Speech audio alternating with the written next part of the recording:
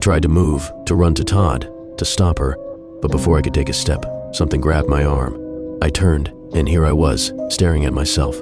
My own face, my own eyes, my own body, a perfect copy of me, except his grip on my arm was tight. He shook his head slowly. "No, don't." I tried to wake up, but I couldn't. It was like sleep paralysis, like my body refused to respond. Then, all at once, I snapped awake, screaming. The sound was too loud, too layered, too unnatural. Like my voice had doubled.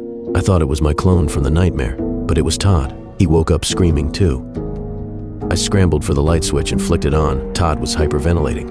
He was drenched in sweat, and what I saw made me almost throw up. Around his neck, dark bruises, like something had wrapped around his throat, like a noose. We sat there in silence for what felt like an eternity. Finally, I told him about the dream, every detail. Neither of us slept after that. We just sat there shaken, waiting for the night to end.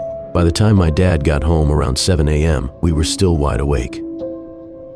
When we showed him Todd's bruises, he just sighed and said something like, "I'm too tired for your shenanigans, boys." Todd and I never talked about it again. I don't even remember what excuse he gave his parents or if he tried to hide the bruises. But that creepy night?